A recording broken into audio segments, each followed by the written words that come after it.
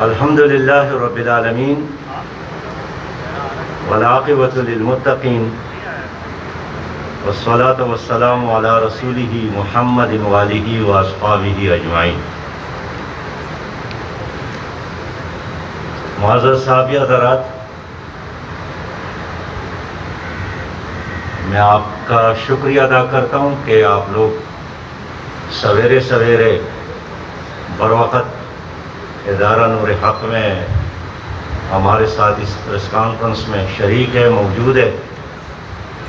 اور میرے ساتھ مرکزی اور صوبائی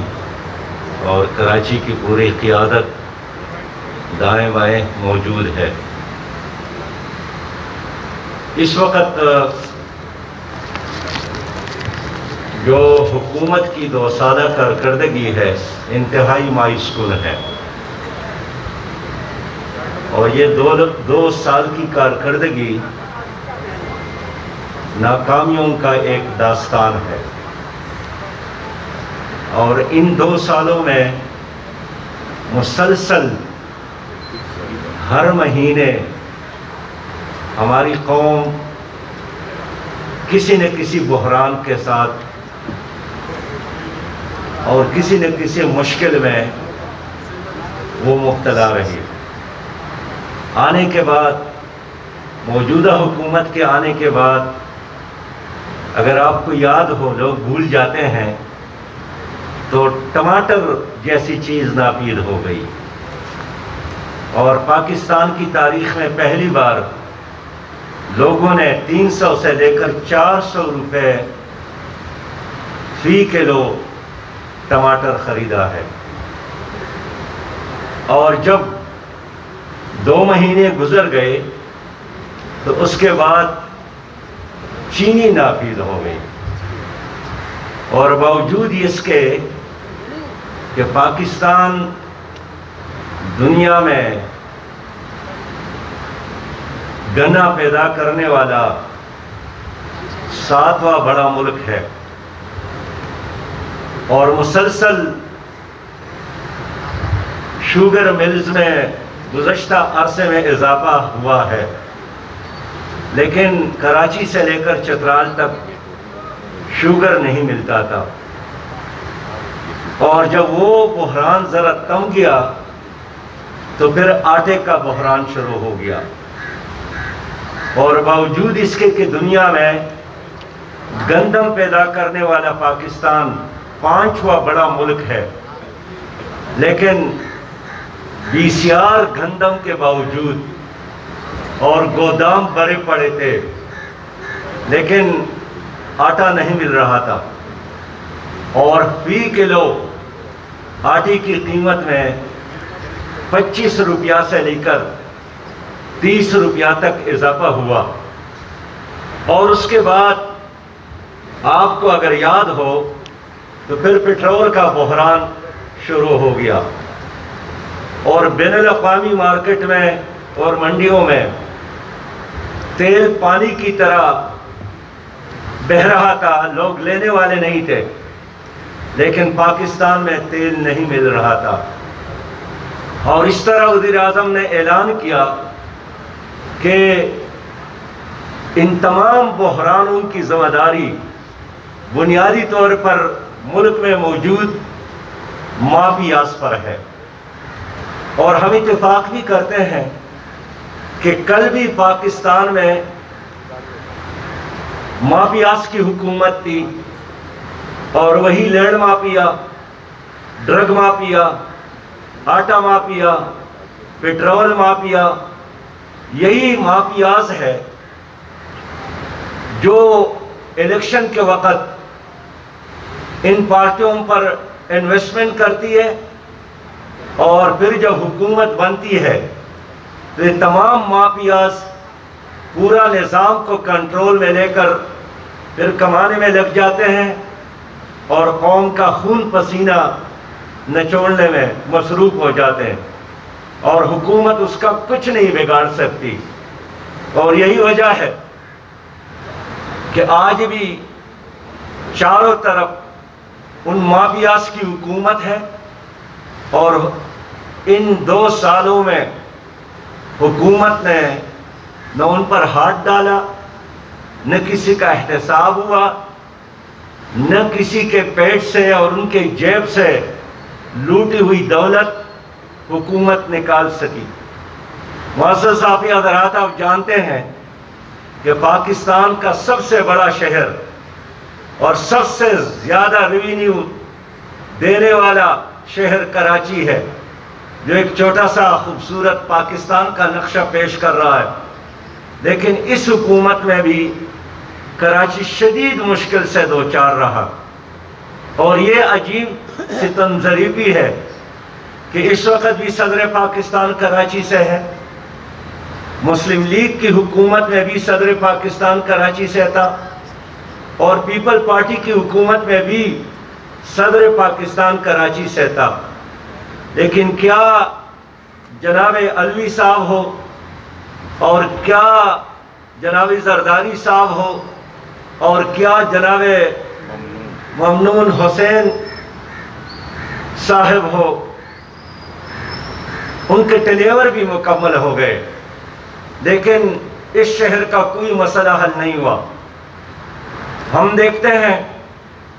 کہ آج بھی وفاقی کابینہ میں کراچی شہر سے کئی وفاقی منسٹر موجود ہیں،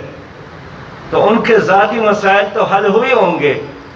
لیکن کراچی شہریوں کا مسئلہ حل نہیں ہوا، اور آج بھی یہ شہر رو رہا ہے۔ لوڈ شیڈنگ کا مسئلہ ہے، پور بلنگ کا مسئلہ ہے، اور اس پر نپرا بار بار ہدایات دیتی رہی، لیکن یہ ادارے جو کہ الیکٹرک کی صورت میں موجود ہے ٹس سے مس نہیں ہوئی۔ اور آج عدالت عالیہ نے یہ مشورہ دیا ہے کہ کیوں نہ کہ الیکٹرک کے لائسنس کو منسوخ کیا جائے۔ میں سمجھتا ہوں کہ الیکٹرک کا لائسنس منسوخ کرنا یہ وقت کا تقاضا ہے، اور اس ادارے کو قومی تحویل میں لیا جائے، اس لیے کہ اس نے کراچی شہر کے لوگوں کو مایوس کیا ہے، اور کیا کوئی اور کام کسی کا نہیں ہے کہ روز لوگ نکلتے ہیں اور لوڈ شیڈنگ کے خلاف احتجاج کرنا، اور راتوں کو لوگوں کا رونے اور دھونے کے علاوہ کوئی کام نہیں ہے۔ میں نے خود اپنے آنکھوں سے دیکھا کہ کراچی شہر میں آج کل بارشوں کا موسم ہے، لیکن ابھی اتنا زیادہ بارش بھی نہیں ہے کہ پورا انفراسٹرکچر تباہ ہوا ہے اور شہر پانی میں ڈوب جاتا ہے، اور پھر کوئی پرسان حال نہیں ہوتا، اور جو متعلقہ ادارے ہیں وہ ڈرینیج سسٹم کو بھی ٹھیک نہیں کر سکے، اور پانی کو باہر نکالنے کا کوئی انتظام نہیں ہے۔ اس لیے میں خود حیران ہوں، پریشان ہوں کہ شہر کا مستقبل کیا ہوگا اس موجودہ قیادت کے ہوتے ہوئے۔ میں نے وفاقی بجٹ کو بھی دیکھا، صوبائی بجٹ کو بھی دیکھا، دونوں حکومتوں نے وفاقی بجٹ میں اور صوبائی حکومت نے صوبائی بجٹ میں اس شہر کے لیے برائے انعام پیسہ رکھا ہے۔ آپ اندازہ کریں 650 ارب روپے کے ترقیاتی بجٹ میں سے صرف 18 ارب روپے اس شہر کے لیے رکھے گئے۔ اس طرح 350 ارب سے زیادہ صوبائی ترقیاتی بجٹ میں 3.7% سے بھی کم پیسہ اس شہر کے لیے رکھا گیا، تو پھر کیسا یہ شہر ترقی کرے گا؟ میں سمجھتا ہوں کہ کراچی شہر کے ساتھ کل بھی زیادتی ہو رہی تھی، کراچی شہر کے ساتھ آج بھی زیادتی ہو رہی ہے۔ کراچی میں ایک بہت بڑا منصوبہ، وہ فولاد سازی کا سب سے بڑا کارخانہ اسٹیل مل ہے، لیکن کل بھی یہ ادارہ اسٹیل مل، ان کے لوگ بے روزگار کیے جا رہے تھے، اور آج کی حکومت نے بھی اعلان کیا ہے کہ ہم اس ادارے کے 9000 ملازمین کو برطرف کر رہے ہیں، فارغ کر رہے ہیں، میں نے سینٹ میں بھی سٹل مل کا مسئلہ رکھا ہے، اس پر قائمہ کمیٹی کا اجلاس بھی ہوا ہے، اس پر ایک اور ذیلی کمیٹی بھی اب بن گئی ہے، لیکن ہم نے یہی موقع پہ اختیار کیا ہے کہ ہم سٹل مل کو کسی بھی صورت میں نہ بند ہونے دیں گے، نہ ان کے ملازمین کو برطرف کرنے کی حکومت کو اجازت دیں گے۔ اس کو چلانے کی ضرورت ہے، اس کو سپورٹ کرنے کی ضرورت ہے، اور خود عمران خان صاحب نے ایک بار نہیں کئی بار یہ اعلان کیا تھا کہ ہم سٹل مل کو چلا کر دکھائیں گے، لیکن آج موجودہ حکومت بھی وہی کچھ کر رہی ہے سٹل مل کے ساتھ جو گزشتہ حکومتوں کا وتیرہ تھا۔ محترم صحافی حضرات، میں آپ کے علم میں لانا چاہتا ہوں کہ موجودہ حکومت نے جس طرح اعلان کیا تھا کہ ہم 1 کروڑ نوجوانوں کو بے روزگار نوجوانوں کو روزگار دیں گے، لیکن افسوس کی بات ہے کہ اس حکومت کے آنے کے بعد خود ان کے اپنے فگرز اور سرکار کے معلومات کے مطابق 1 کروڑ 70 لاکھ نوجوان بے روزگار ہو گئے ہیں، 10 لاکھ سے زیادہ صنعتی یونٹ بند ہو گئے ہیں، اور بے روزگاری کی وجہ سے آج لوگ خودکشی کرنے پر مجبور ہے۔ آج بھی ایک بہت بڑی خبر ہے کہ ظفروال کے قدیر بیگ نے خودکشی کی اس لیے کہ ان کے بچے ان سے عید کے لیے کپڑے لینا چاہتے تھے، اور خود اتنا مقروض تھا کہ ایک طرف بچے بلک رہے تھے، رو رہے تھے، اور دوسرے طرف ان پر قرضوں کا کوہ حوالیا، اور بالآخر انہوں نے زہر کھا لیا۔ اس وقت بھی ان کی چھوٹی سی بچی، خوبصورت بچی عائشہ 7 سال کی، جس کو زہر دیا گیا، وہ ہسپیٹل میں ہے۔ رحمان عمر 5 سال کی، وہ بھی ہسپیٹل میں ہے۔ ریحان 3 سال کے، اور وہ بھی ہسپیٹل میں ہے، اور خود قدیر بیگ نے بھی اسی طرح خودکشی کی۔ اور یہ کوئی ایک واقعہ نہیں ہے، آپ کے کراچی میں بھی مسلسل ایسے واقعات ہو رہے ہیں۔ میں اس لیے کہنا چاہتا ہوں کہ موجودہ حکومت کے آنے کے بعد ہمارے تمام ادارے بھی تباہی سے دوچار ہو گئے ہیں۔ خود سلطانی گواہ بن کر موجودہ حکومت نے پی اے اے کو تباہ کیا، اور اب چھوٹے چھوٹے ممالک نے، ایتھوپیا جیسے ملک نے بھی پی اے اے پر پابندی لگا دی ہے، اور وہ ادارہ جو کبھی دنیا میں عزت اور ترقی کی علامت تھی،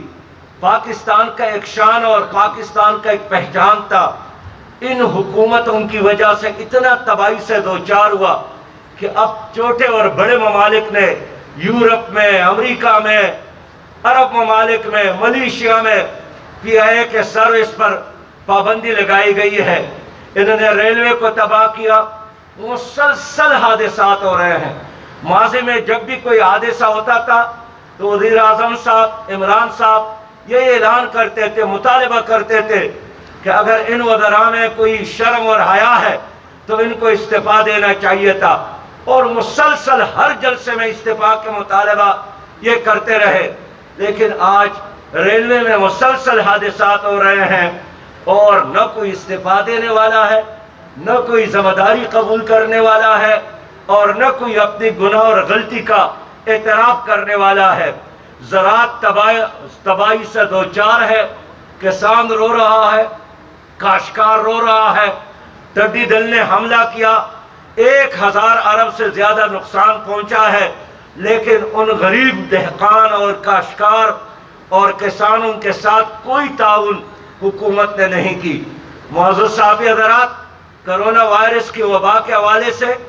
اس حکومت نے 1200 ارب روپیہ کا اعلان کیا تھا، 1200 ارب روپیہ کا اعلان، لیکن پتہ نہیں وہ پیسہ کہاں خرچ ہوا۔ آپ دیکھتے ہیں کہ کرونا کے اس وبا کی وجہ سے ہمارے تمام تعلیمی ادارے بند ہو گئے ہیں۔ خاص کر میں ان پرائیویٹ تعلیمی اداروں کی بات کرتا ہوں جو گزشتہ 4 مہینوں سے بند ہیں، اور 15 لاکھ وہاں کے اساتذہ کرام بے روزگار ہو گئے ہیں۔ ان میں 2.5 لاکھ خواتین ٹیچر ہیں۔ اس طرح مدارس بنو گئے ہیں، اس میں بھی 2.5 لاکھ سے زیادہ مدرسین 4 مہینوں سے بے روزگار ہے، لیکن حکومت نے 1200 ارب روپے کا اعلان تو کیا، ان بے روزگار اساتذہ کے ساتھ کوئی تعاون نہیں کی گئی۔ پھر اس میں جو چھوٹے اور غریب سکول ہے جو قوت لا یموت پر چلتے ہیں، کرائے کے بلڈنگ میں تعلیمی نظام کو چلاتے ہیں، حکومت نے ان کے ساتھ بھی کوئی تعاون نہیں کیا، اور یہی وجہ ہے کہ لاکھوں تعلیم یافتہ لوگ جو پڑھا رہے تھے، جو تعلیمی نظام میں قوم کو لیڈ کر رہے تھے، وہ خود نان شبینہ کے محتاج ہو گئے، خود بے روزگار ہو گئے، اور حکومت کے ساتھ اس کا کوئی احساس نہیں ہے۔ معزز صاحب حضرات، اس حکومت نے آنے کے بعد اعلان کیا تھا کہ ہم احتساب کریں گے، لیکن یہ جو 2 سال اس حکومت کے گزرے ہیں، انہوں نے نیب کے ذریعے جو احتساب کیا ہے وہ احتساب کے نام پر بدترین مذاق تھا۔ انہوں نے کسی معافیہ پر ہاتھ نہیں ڈالا، نہ کوئی قومی دولت کی ریکوری کی، اور خود اب عام آدمی کا یہی مطالبہ ہے کہ نیب کا احتساب ہونا چاہیے۔ اور آج میں کہنا چاہتا ہوں کہ اگر کوئی سینسیبل ان کا ذمہ دار ہوتا، چیئرمین ہوتا، تو سپریم کورٹ کی ریمارکس کے بعد وہ استعفیٰ دیتا، اس لیے کہ سپریم کورٹ نے جس طرح ناگواری کا اظہار کیا ہے، عدم اعتماد کا اظہار کیا ہے، اور نیب کے حوالے سے جن احساسات کا اظہار کیا ہے، انہوں نے قوم کی جذبات کی ترجمانی کی ہے، اور میں یہی چاہتا ہوں کہ سپریم کورٹ قوم کی ترجمانی کرے، قانون کی حکمرانی قائم کرنے کے لیے اپنے حصے کا بوجھ اٹھا لے، لیکن نیب نے آنکھیں بند کی ہے، اور یہی ان کا وتیرہ ہے کہ میں نہیں سنتا ہوں، میں نہ دیکھتا ہوں، اور اس طرح ایک نیب اس وقت موجود ہے جو خود احتساب کے قابل ہے۔ معزز صاحب حضرات، میں سمجھتا ہوں کہ ان تمام حالات میں جہاں ایک طرف موت سستی ہو گئی ہے اور زندگی گزارنے کی ہر چیز مہنگے ہو گئی ہے، اور مہنگائی اور بے روزگاری کی وجہ سے عام انسان کا جینا پاکستان میں مشکل بنایا گیا ہے، ہم سمجھتے ہیں کہ اپوزیشن کی بھی بہت بڑی ذمہ داری تھی، لیکن ان 2 سالوں میں ہونا تو چاہیے تھا کہ اپوزیشن بھی اپنی ذمہ داری ادا کرتی، لیکن اپوزیشن میں جو قومی اسمبلی اور سینٹ میں موجود بڑی جماعتیں ہیں، ان کے بھی اپنے ایجنڈے اور اپنے پارٹی مسائل کی وجہ سے وہ قوم کی وہ ترجمانی نہیں کر سکے جو کرنے چاہیے تھے۔ لیکن حالات کا تقاضا ہے کہ اگر آج بھی اپوزیشن کو اس ملک میں ایک اچھی جمہوریت مطلوب ہے، اور اچھی جمہوریت کے بغیر پاکستان ترقی بھی نہیں کر سکتا، تو سب سے اہم کام اس ملک میں قانون کی حکمرانی ہے، اور اس پہ بات کرنی چاہیے، اور قانون کی حکمرانی کے لیے بھی ضروری ہے کہ ہم شفاف الیکشن پہ بات کریں۔ بعض لوگ چاہتے ہیں کہ کل اگر الیکشن ہو جائے اچھا ہوگا، میں کہنا چاہتا ہوں کہ الیکشن سے پہلے الیکشن کی شفافیت کو یقینی بنانے کی ضرورت ہے، اس لیے کہ ہر الیکشن کے بعد کچھ لوگ جشن مناتے ہیں، اور اکثریت ایسی ہوتی ہے جو روتے ہیں اور دھاندلی کی شکایت کرتے ہیں۔ تو اب ہمارے ساتھ وقت ہے کہ ہم سب مل کر ایک شفاف الیکشن کا ہونا یقینی بنا دے۔ قوم کیا چاہتی ہے؟ قوم یہی چاہتی ہے کہ ہماری عدالتیں غیر جانبدار ہو اور لوگوں کی امیدوں کا مرکز بنے، لیکن ہر حکومت نے ہمیشہ عدالتوں کو اپنے مفاد کے لیے استعمال کرنے کی کوشش کی ہے، لیکن یہ قوم کے مفاد میں ہے، اور قوم کا ہر فرد یہی چاہتے ہیں کہ غیر جانبدار عدالتی نظام ہو، اس طرح ایک غیر جانبدار الیکشن کمیشن ہو تاکہ جمہوریت پر لوگوں کا یقین مضبوط ہو جائے۔ اس طرح قوم یہ بھی چاہتی ہے کہ غیر جانبدار اسٹیبلشمنٹ ہو، اور نہیں چاہیے کہ اسٹیبلشمنٹ کے بارے میں یہ تاثر ہو کہ کسی پارٹی کو سپورٹ کرتی ہے، کسی کا ساتھ دیتی ہے اور حکومت میں لوگوں کو لانے کا سبب بنے۔ اس لیے غیر جانبدار اور ہر لحاظ سے ایک سالس عدالتی نظام، غیر جانبدار الیکشن کا نظام، کمیشن، الیکشن کمیشن اور غیر جانبدار اسٹیبلشمنٹ، یہ اس وقت ایک خوشحال اور ترقی یافتہ پاکستان کے لیے ہم ضروری سمجھتے ہیں۔ معزز صحافی حضرات، میں اس لمحے یہ بھی کہنا چاہتا ہوں کہ ہمارا جو ایک بہت بڑا ایشو ہے اور وہ ہے کشمیر کا ایشو۔ بدقسمتی سے موجودہ حکومت کے آنے کے بعد ہمارے وزیر اعظم نے اسمبلی میں اعلان کیا تھا کہ سلطان ٹیپو کا کردار ادا کروں گا، لیکن اس حکومت کے موجودگی میں 260 سالوں سے ریاست کشمیر کے نام سے جو ریاست قائم تھی وہ ختم ہو گئی، اور 5 اگست کو انڈین گورنمنٹ نے کشمیری ریاست کو ختم کر کے انڈیا میں ضم کیا۔ دفعہ 370 اور 35A کے خاتمے کے بعد ریاست کشمیر کے نام سے کوئی ریاست نہیں رہی، اور ان 12 مہینوں میں جو گزر گئے، 5 اگست کے بعد اب دوبارہ 5 اگست آنے والا ہے، 1 سال مکمل ہونے کو ہے۔ مسلسل انڈین گورنمنٹ نے کوشش کی کہ وہاں آزادی کی ہر آواز کو دبایا جائے، اور انڈین گورنمنٹ نے کشمیر میں اکثریت کو اقلیت میں منتقل کرنے کی کوشش کی۔ وہاں کی PhD اسکالرز تک انہوں نے معاف نہیں کیا، ان کو بھی شہید کیا۔ اور اذان ہو رہی ہے۔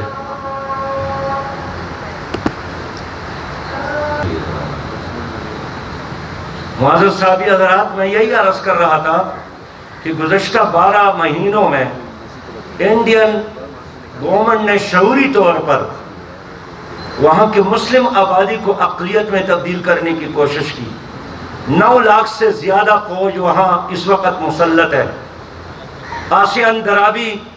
ہماری بہن، اس کو کشمیر سے بہت دور دراز کے ایک جیل میں انہوں نے منتقل کیا، اور ایک طویل عرصے سے ان کو قید تنہائی میں رکھا ہے۔ 18,000 سے زیادہ نوجوان جیلوں میں ہیں، ساری سیاسی قیادت جیلوں میں ہے۔ جماعت اسلامی مقبوضہ کشمیر کے 4,000 ورکرز اپنے امیر سمیت جیل میں ہیں۔ حریت کے تمام رہنما اس وقت جیل میں ہے، لیکن ہماری حکومت کچھ نہیں کر سکی۔ بین الاقوامی محاذ پر بھی مسلسل پسپائی اختیار کی ہے، اور اس عرصے میں انڈین گورنمنٹ کے ان ممالک سے بھی تعلقات پاکستان سے بہتر ہو گئے جنہوں نے ہمیشہ کشمیر ایشو پر پاکستان کا ساتھ دیا ہے، جو ہمارے اسلامی بھائی ہیں، جو ہمارے اسلامی ممالک ہمارے ساتھ OIC میں شامل ممالک ہیں۔ لیکن آج وہ اسلامی ممالک نے بھی مودی کو اعلیٰ ترین اعزازات سے نوازا ہے، حکومت نے اب تک کوئی پلان پیش نہیں کیا۔ جناب عمران خان صاحب نے گزشتہ سال ایک تقریر کی اور پھر آ کر فرمایا کہ ہر جمعے کو ہم احتجاج کریں گے، لیکن پھر وہ بھی بھول گئے، اور اب دوبارہ کہتے ہیں کہ میں 5 اگست کو ایک اور تقریر کروں گا۔ بابا، کشمیر صرف تقریر سے آزاد نہیں ہوگا، اس کے لیے عملی جدوجہد کی ضرورت ہے، اس کے لیے ایک نیشنل ایکشن پلان بنانے کے اور قوم کو دینے کی ضرورت ہے۔ حکومت کو بین الاقوامی عدالت انصاف میں جانا چاہیے تھا، اور جس طرح بڑے پیمانے پر مقبوضہ کشمیر میں انسانی حقوق کی وائلیشن ہو رہی ہے، اس کے خلاف ہماری حکومت کو بین الاقوامی جنگی عدالت میں جانا چاہیے تھا۔ ہندوستان جنگی مجرم ہے، لیکن حکومت کچھ نہیں کر سکی۔ اس لیے جماعت اسلامی نے فیصلہ کیا ہے کہ 4 اگست کو کشمیر کے آزادی کی جدوجہد کو یقینی بنانے کے لیے ہم اسلام آباد میں آزاد کشمیر، مقبوضہ کشمیر اور پاکستان کی قیادت پر مشتمل ایک قومی مشاورت کا اجلاس بلا رہے ہیں، اور 5 اگست کو انشاءاللہ تعالی پاکستان میں اور آزاد کشمیر اور گلگت بلتستان میں یوم سیاہ کے طور پر ہم منا رہے ہیں۔ اور ہم یہی اعلان کریں گے انشاءاللہ تعالی 5 اگست کو ہم ایک لائحہ عمل بھی دیں گے، آئندہ کے لیے اپنے اسٹریٹجی کا اعلان کریں گے، اور ہم 1 انچ بھی اپنے موقف سے پیچھے ہٹنے والے نہیں ہیں، لیکن ہم چاہتے ہیں کہ حکومت لیڈ کرے، اپنی ذمہ داری پوری کرے۔ اگر حکومت نے اپنی ذمہ داری پوری نہیں کی تو پھر عوام کے ہاتھ ان حکمرانوں کے گریبان تک ضرور پہنچیں گے۔ بہت شکریہ۔